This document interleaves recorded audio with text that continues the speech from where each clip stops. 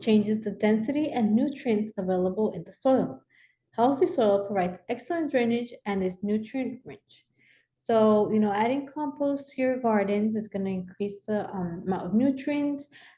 This way, you're not going to be needing of any um, fertilizers to help your plants grow, to add nutrients. Um, it's also a good way to reuse your scraps and not have not make too much waste. So I have here composting, kind of the process of it. So you start with food scraps diverted from waste stream to be composted. Microbes feed on and break down organic matter. Organic matter increases soil health and a plant growth.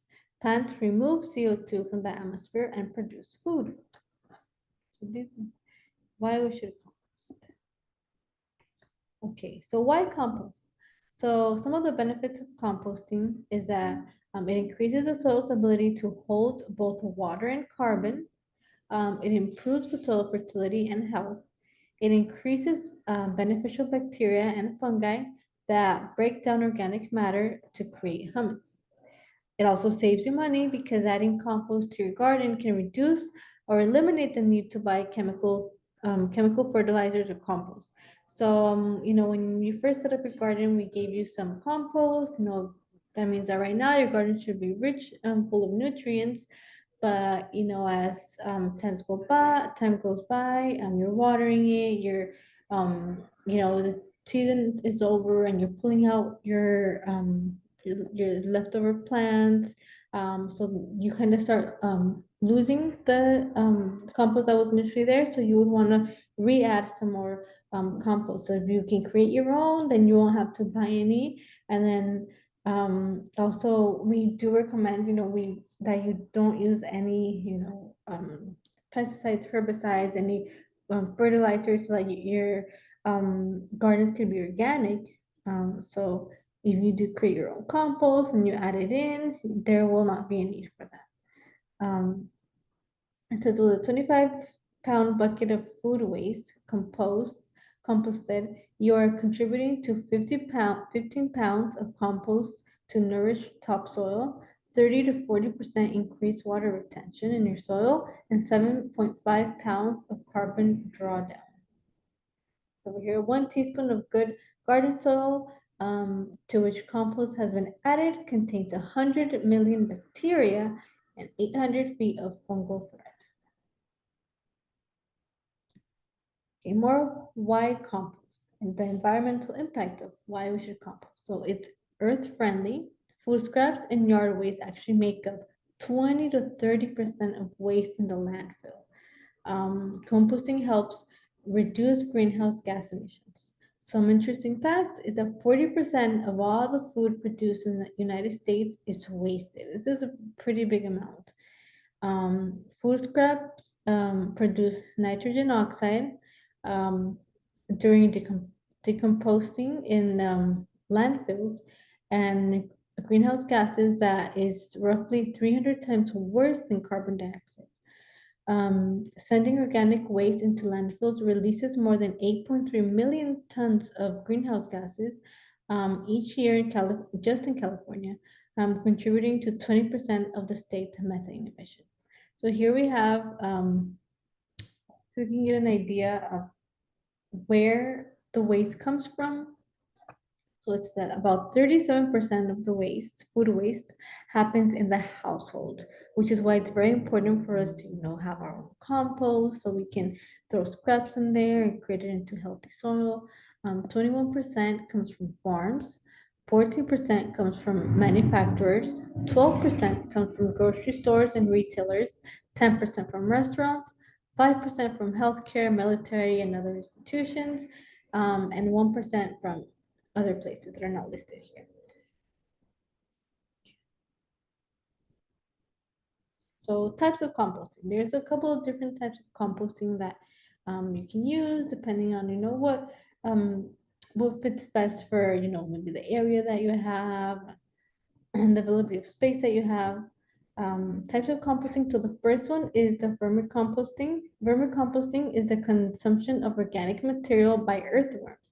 This speeds up the process of decomposition and provides a nutrient-rich end product called vermicompost in the form of worm casting. So for this one, you would use worms, soil, and then you would add, your scraps, your in there, and then so the worms would eat the scraps, and their castings would be the compost, very healthy, very rich compost. Some of the benefits of this type of composting is that you can do it both indoor and outdoor. It is not very expensive, um, and it's rich worm tea and compost. So you from this you don't only get the compost, but you also get the worm tea, which is kind of like the liquid that will drain out. This is also very good source of nutrient that can be used in your garden. Some of the downfalls to this is that it is temperature sensitive. It has to be aerated, not too hot because you don't want to kill your worms. It does have an initial cost up front because you would have to purchase your worms, unless somebody gives them to you, but you would have to purchase worms in your bin, in the area where you're going to keep them. Um, uh, Another downfall is separating casting takes time. So, once they start producing the castings, you would have to like collect it, but it does take some time to actually, take out the castings from the container so you can use it in your garden. Okay, another thing about vermicomposting, we want to make sure that you use red wiggler worms. These are the type of worms that we want, red wiggler worms. So if you're interested and you're going to go ahead and purchase some, that's the type that we want.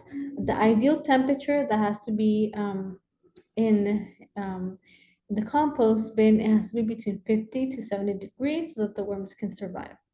Where to buy worms? We have a couple different three websites here. Even Walmart also has them. The Worm Farm, Uncle Jim's Worm Farm. You can use any of these to purchase your worms if you're interested in this type of composting. Okay, now we have the anaerobic composting. Anaerobic composting or cold composting is decomposition that occurs using microorganisms that do not require oxygen to survive. The methods includes bokashi container composting. So for this one, it's pretty much like making the compost tea, which um, it's also full of nutrients. It's a smaller container. You can do it inside. There's no need for oxygen, so it won't really have like like a smell to it because it will be tightly closed. You don't have to worry about microorganisms in there that need oxygen or anything to survive. Some of the benefits to this is that you can do it indoors. There's no oxygen or turning needed.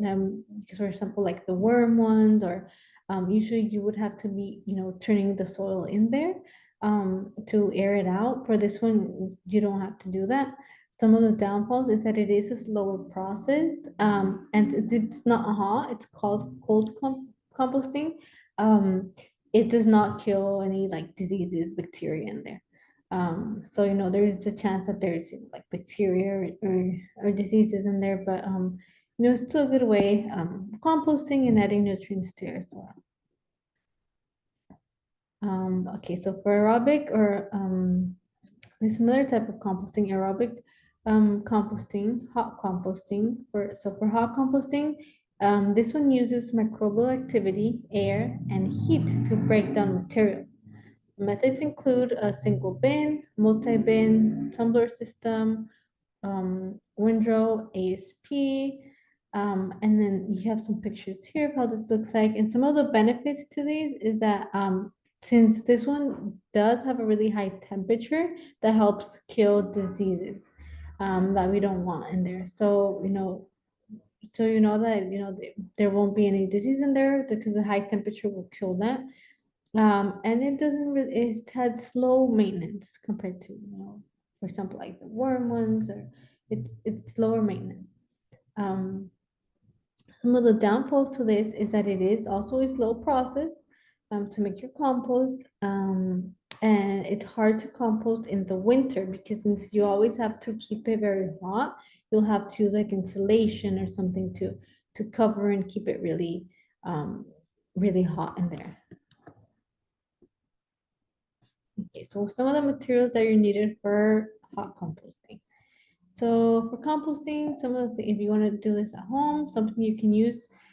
Here's a couple examples. This is just like a bin, a plastic bin. So for out, these would be for outdoor composting bins. A plastic bin with a lid of at least 3 by 3 by 3. Um, a handheld drill, a pitchfork or a shovel, brown material, green material, and water because you do have to water your compost. Uh, it says store-bought tumbler or bin, something like this. You could buy if you want to purchase one, and if you don't want to, make one yourself, like this, you could also purchase one. Here are two examples of how some of these look like. You can buy them at Craigslist,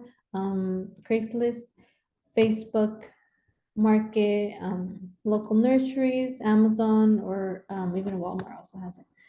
So for this one, for example, since you do have to be turning your compost, this one it's it's a little bit easier to turn it. It has like a little handle that you would turn, and it would like turn the compost for you. For the other one that we have over here in the bottom, you would use a shovel. Same with the bin, you would use a shovel or fork to move your material inside around.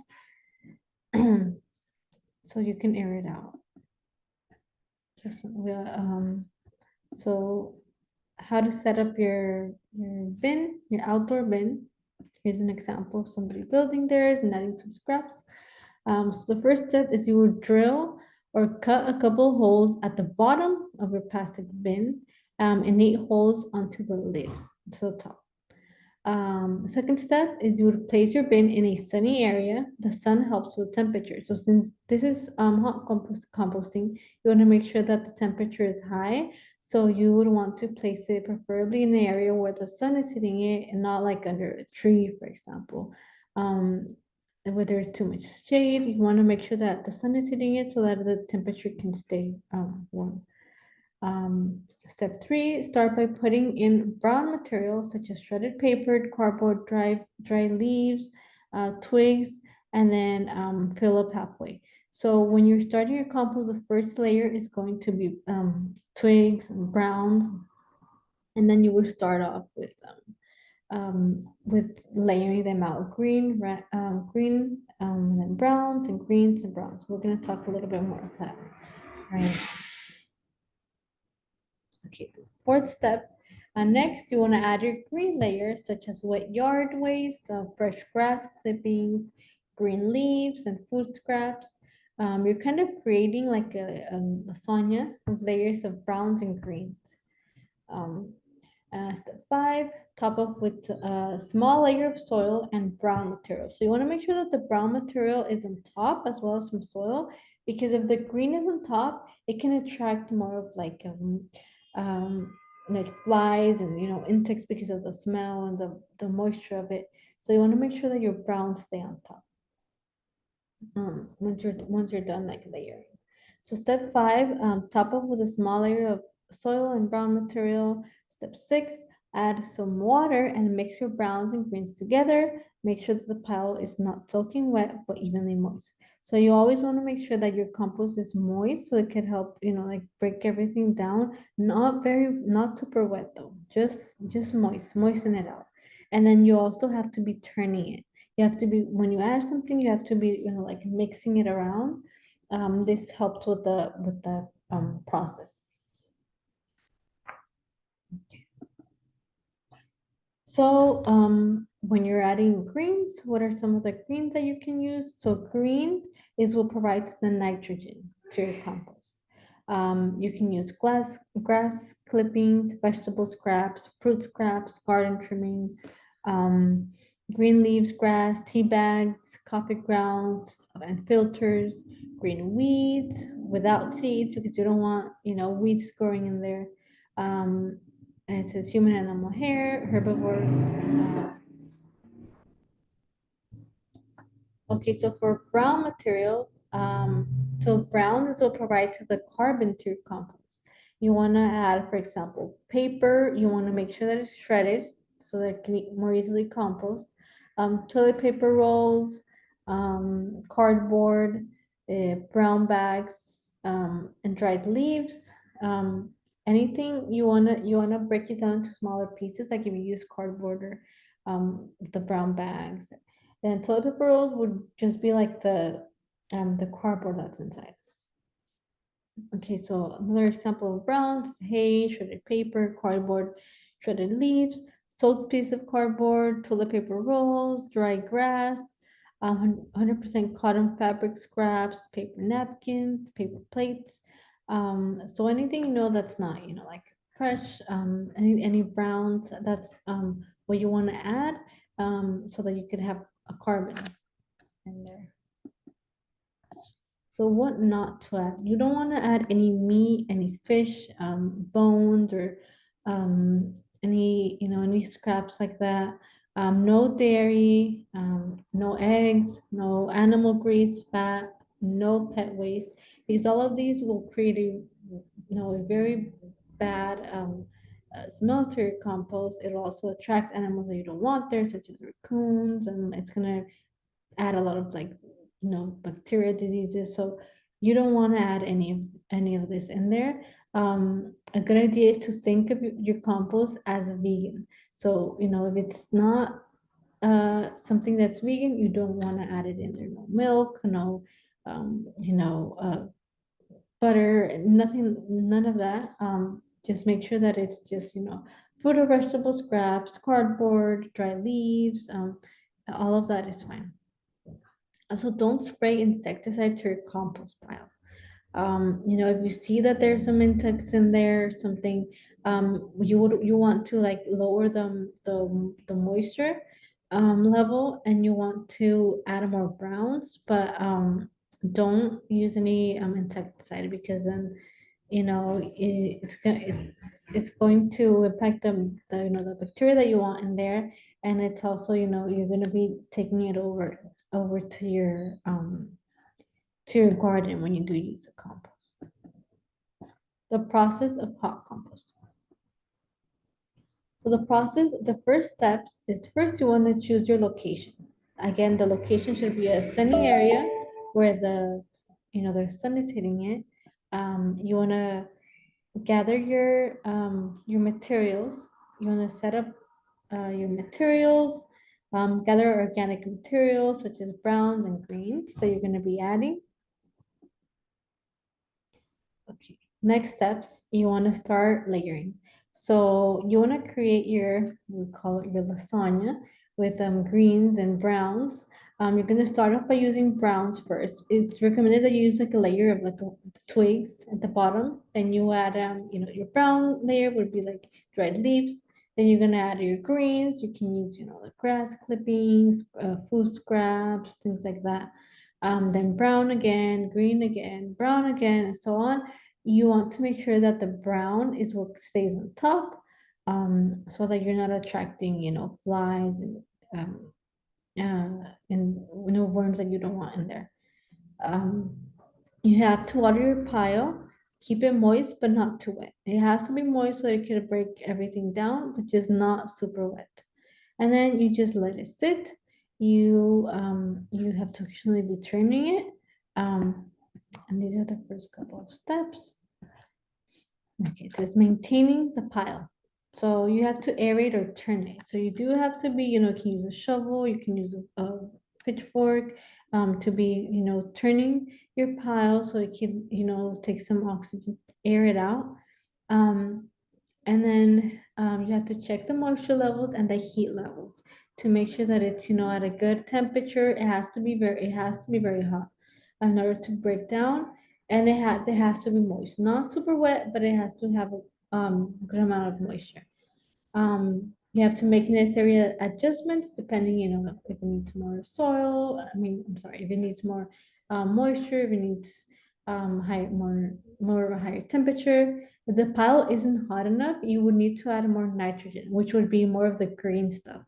If the pile smells, then you have to add more of the brown, which would be the carbon. So remember, the green makes it's gonna make it hotter.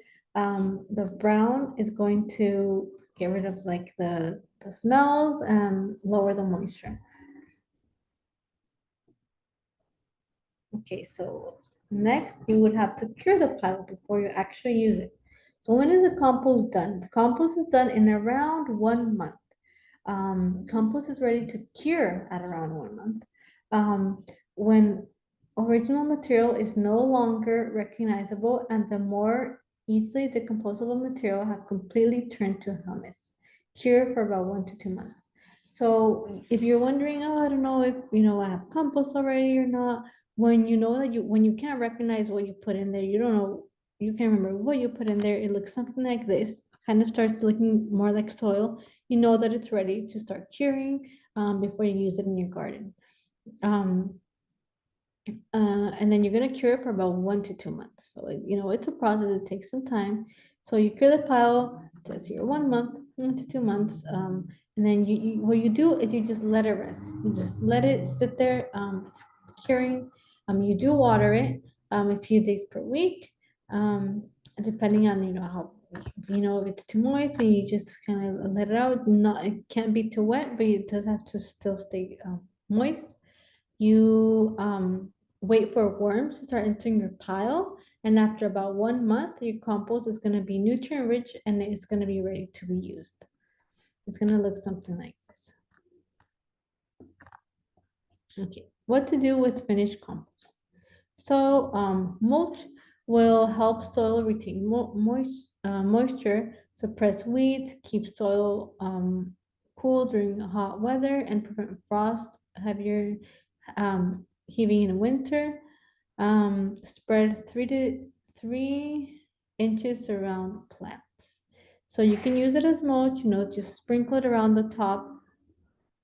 It'll really it'll add nutrients, and it'll help. It says here it'll help with cooling, and to prevent also during the winter to prevent frost. If you use it on your lawn, it can be used once a year to fertilize your lawn. Spread 1 to 2 inches over the lawn, and then water into your lawn. So you want to just sprinkle on top, kind of as if it's fertilizer, and then water it so it could like go into the soil. If you use it as potting soil, it can be added to soil to help improve potted plants and help them thrive. Mix 1 part compost to 2 parts potting soil. So not just the compost as a soil, because it can also burn your plants if you're just using the compost. But you mix it in with the potting soil, and this is gonna help them, get bigger, more nutrient rich, and it's very good for them. So you can mix it in there, and it kind of helps as like a natural fertilizer. Okay, troubleshooting. Sometimes, some things might start going wrong with your compost, or there's these are some things that might be going wrong, and how you can, what you can do about it.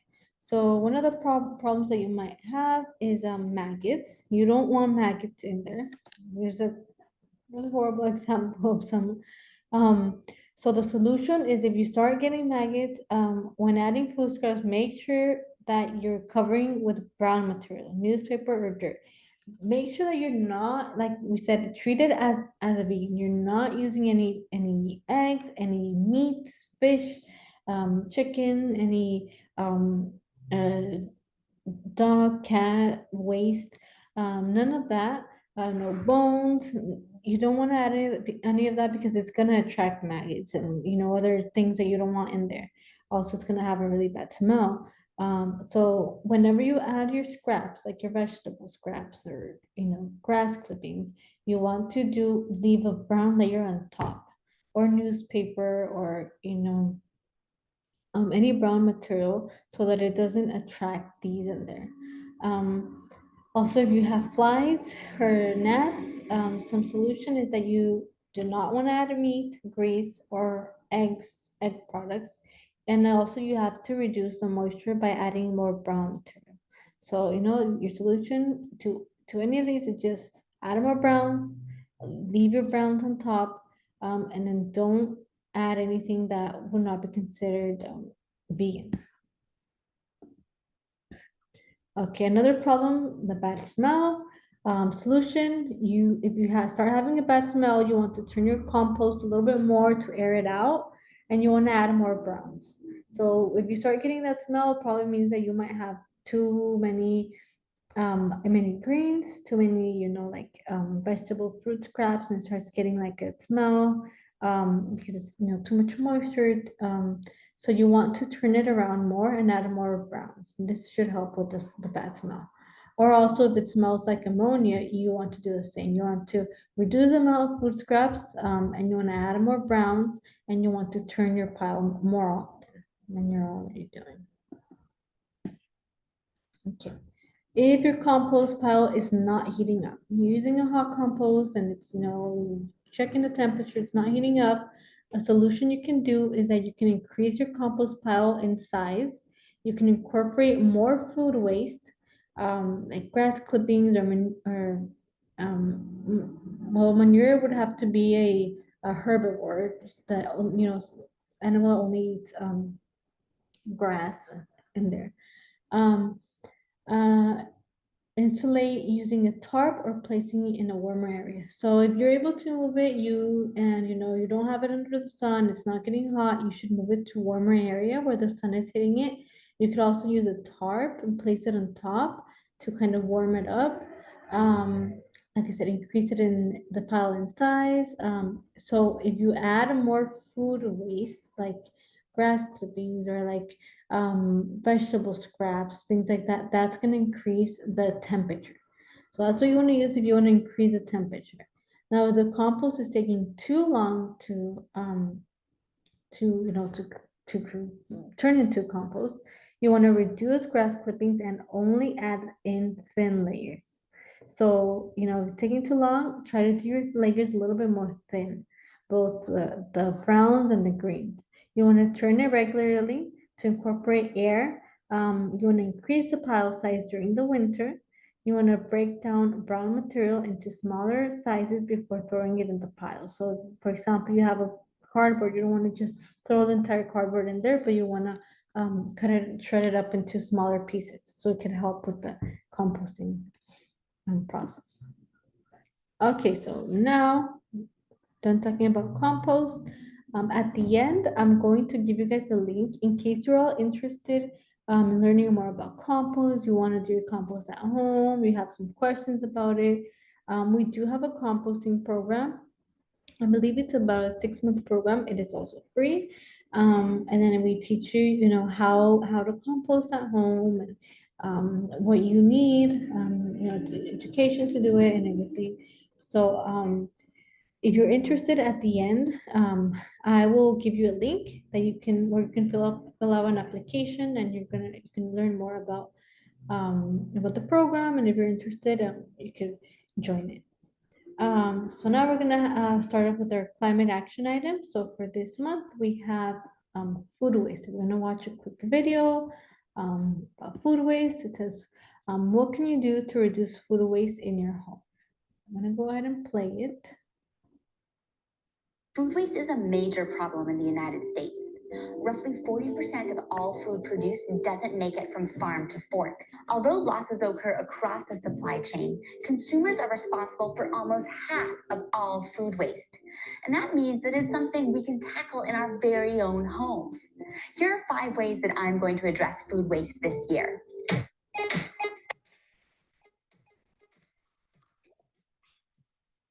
Nourishable, I'm Dr. Lara. Step 1 in addressing food waste is planning.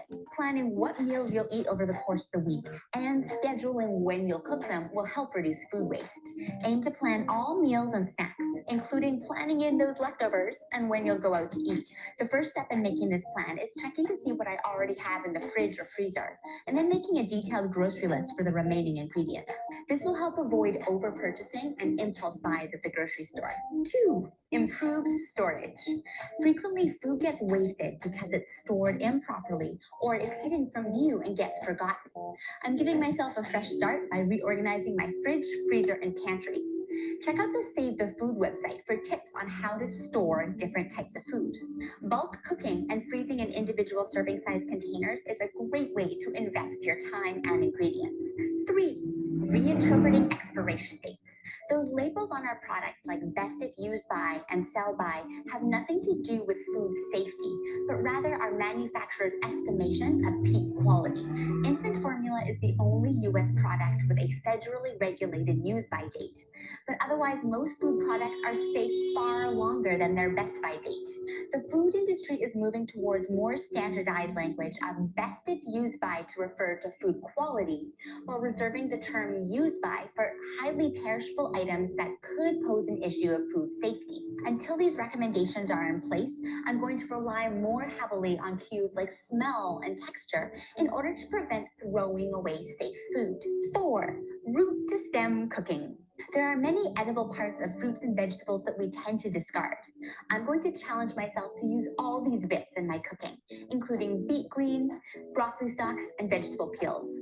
I'm also embracing the ugly fruit and vegetable movement because produce is still nourishable even if it's not cosmetically perfect. 5. Composting. Food waste makes up roughly 1/5 of landfill mass, and this is the worst place for food to go. When food decomposes in landfills without oxygen, it produces methane, more potent than carbon dioxide. Composting enables food scraps to break down in the presence of oxygen, along with some friendly earthworms, in order to produce a nutrient-dense soil. I'm a little embarrassed that I've never done a home compost before, but this is the year, and I'll use my compost to supplement my home garden. I'm going to share my experiences reducing food waste throughout the year. In 2015, the USDA and the EPA targeted a 50% reduction in American food waste by 2030. I hope you'll join me in helping to contribute to this goal. And that's what science tastes like. Thanks for tuning in to Nourishable. If you like what you're learning, please share and subscribe. Food waste is a major problem in the United All right, so those were some of the ways, that we can help reduce food waste. Like we said, composting is a great way to do it. Also, looking and when you buy food, that when it has like the best by date, that does not mean that it's expired. It just, the taste is the best by that date. But it doesn't necessarily mean that it has to be, tossed out, thrown away. We did a couple of ways that you could reduce your waste at home, because a very large percentage of the food waste does come from households. Okay. So now we're gonna talk about what is in season. So in season we have for this month zucchini. Zucchini is cholesterol free, low fat, low sodium, low calorie, and one serving of zucchini is packed with nutrients, including vitamin C, vitamin B6, and potassium. And we can cook it in many different ways. It's very good, very healthy.